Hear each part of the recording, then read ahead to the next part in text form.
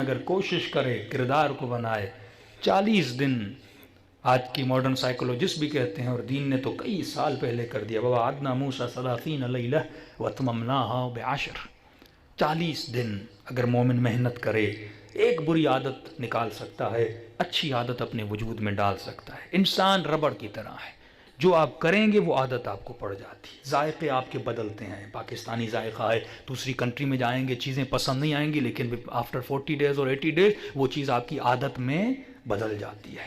تو عادت بنائیے، جتنا ریپیٹ کریں گے، تکرار عمل جو ہے آپ کے وجود میں پروردگار عالم کی محبت بھی ڈالتا ہے، عادت بھی ڈالتا ہے۔ 40 دن کسی کام کو کریے، اس کے بعد دیکھیے آپ کے وجود میں نور کتنا آتا ہے۔ اور بہترین صفت اللہ کے حضور میں رہنے کے لیے زبان کو ذکر خدا میں مشغول کرنا ہے۔ آج کل چائنا کی تسبیح آ گئیں، دوسری تسبیحیں، یہ تسبیح اس لیے ہے کیونکہ اس کو دیکھ کر کوئی چیز یاد آتی ہے۔ تسبیح اس لیے علماء رکھتے تھے کیونکہ اگر ذکر بھول بھی جاتے تھے، تسبیح کو دیکھ کر پھر اللہم صلی علی محمد وآل محمد یاد آتا تھا۔ گھروں میں ایسی تصویریں لگائیں، مثال غیبت کی عادت ہے، ایک بڑا بورڈ لگا دیجئے، الغیبت اشد من الزنا، غیبت زنا سے بدتر ہے۔ کوئی خاتون بھی دیکھے گی کسی گھر میں تو بورڈ لگا ہوا ہے مجھے غیبت نہیں کرنی، بھائی وہ اتنے ہوشیار ہیں، آفس میں جہاز میں لکھتے ہیں یہاں پہ اسموکنگ الو نہیں ہے۔ کوئی سگریٹ پیتا ہے جہاز میں؟ بڑے سے بڑا سگریٹی عادت والا جہاز میں سگریٹ نہیں پیتا، اور مومن مسجد میں غیبت کرتا ہے۔ کیوں؟ کیونکہ خدا کا ڈر کم ہے، وہ جہاز والوں کا ڈر زیادہ ہے۔ یہ چیز اپنے وجود میں پیدا کریں، یہ سمبل، یہ چیزیں، یہ پکچرز گھر میں لگا دیجیے۔ آپ کا بچہ گھر میں بڑا ہو، اس کو دیکھ دیکھ کر بڑا ہو۔ اطاعت علی بہترین عبادت ہے۔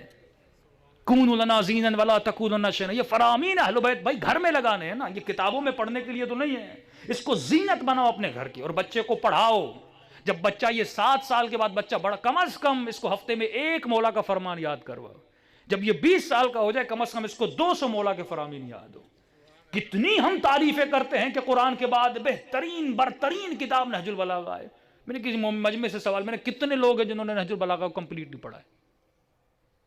کتنے لوگ ہیں؟ سارا مجمع چپ ہے۔ یعنی ہم نے صرف علی کو سنا ہے، علی کو پڑھا نہیں ہے۔ جب تک عمل نہیں کرو گے بھائی کچھ نہیں ہوگا۔ مجمع آئے واہ واہ کرے چلا جائے۔ چوتھے امام کی روایت ہے، امام فرماتے ہیں ہم ہر مجلس میں جاتے ہیں لیکن ہر مجلس سے راضی نہیں ہوتے۔ کہ مولا کس مجلس سے راضی ہوتی؟ کہ فرمایا جس میں مومن آئے، رات کو گھر جائے، جب سونے لگے نا تو یہ سوچے اس مجلس سے میرے وجود میں تبدیلی کو